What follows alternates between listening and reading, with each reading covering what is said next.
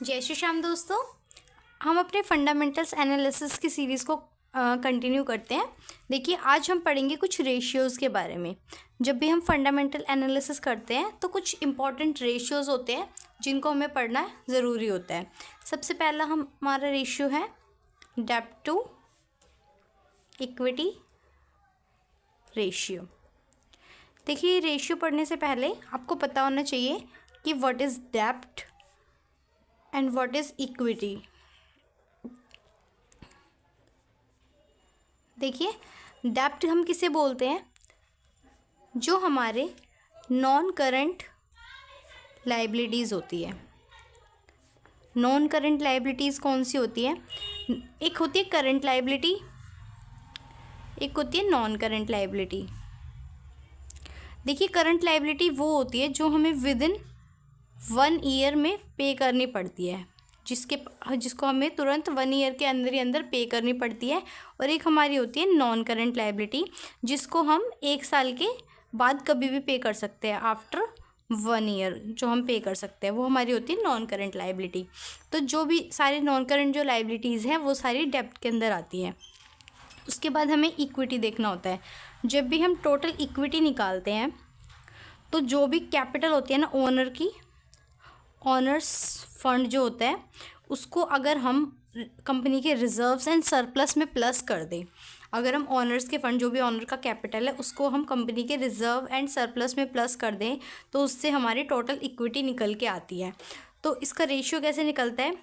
डेब्ट to equity ratio. इसका formula है, जब हम डेब्ट को इक्विटी से डिवाइड कर देंगे। तो मान लीजिए अगर डेब्ट है 1000 करोड़ और इक्विटी है 2000 करोड़, तो इसका मतलब ये रेशियो है 1:2। देखिए, जो हमारा रेशियो 1:2 आया है, इसका मतलब ये है कि 1 रुपये को अगर कंपनी के पास 1 रुपये का डेट है तो उसके पास 2 रुपीज़ एज इक्विटी उसके पास अवेलेबल है। 1 रुपीज़ वो ईज़िली अपनी इक्विटी से पे कर सकती है। अगर कोई भी ऐसी इनकेस कंडीशन हुई कि वो अपने डेब्ट पे नहीं कर पा रही है तो 1:2 एक गुड रेशियो है। इसका मतलब ये है कि कंपनी अपने सारे जो नॉन करंट लाइबिलिटीज़ है उसको पे करने के काबिल है। ठीक है, इसका मतलब यही है कि 1 रुपये पे करने के लिए अगर उसको 1 रुपये पे करना है तो कंपनी के पास 2 रुपीज़ ऑलरेडी हैं। और इसका आइडल रेशियो, अगर हम आइडल रेशियो की बात करें तो डेट टू इक्विटी रेशियो 1:2 ही होना चाहिए। ठीक है, एक आइडल कंपनी का अगर मतलब किसी कंपनी का 1:2 है तो उसको हम आइडल रेशियो मानते हैं। अगर इससे कम है, यहाँ पे 1:1.5 है, तो उस कंपनी को हम बेकार मानेंगे, वो ज़्यादा अच्छी कंपनी नहीं होगी इन्वेस्टमेंट के पर्पज़ से। और एक और चीज़, इस डेब्ट टू इक्विटी रेशियो में हम ऑलमोस्ट सारी कंपनीज़ की एनालिसिस कर सकते हैं, लेकिन अगर कोई बैंकिंग सेक्टर है तो हम बैंकिंग सेक्टर को इंक्लूड नहीं करेंगे, किसी भी फाइनेंशियल वाली कंपनीज़ को इंक्लूड नहीं करेंगे, क्योंकि उनका जो ऑलमोस्ट जो डेट है वो हमेशा हायर ही देखने को मिलता है। बैंक्स के पास जो उनके जो डेब्ट्स होते हैं, जो उनकी नॉन करंट लायबिलिटीज़ होती है वो काफ़ी ज़्यादा होती है। तो हम बैंकिंग सेक्टर के लिए इस रेशियो का यूज़ नहीं करेंगे, बाकी सभी कंपनीज़ के लिए हम इसका यूज़ कर सकते हैं। इसके बाद अब अपना सेकंड रेशियो हम पढ़ते हैं। इस रेशियो का नाम है करंट रेशियो। देखिए, करंट रेशियो के लिए हमें 2 चीज़ें चाहिए होती है। सबसे पहले करंट एसेट्स और करंट लायबिलिटीज़। देखिए, करंट एसेट्स कौन सी होती है? वो एसेट्स जिसका विद इन 1 ईयर के अंदर हम यूज़ करते हैं। और करंट लाइबिलिटीज़ वो होती है जिनको हम विद इन 1 ईयर हमें पे करनी ही करनी है।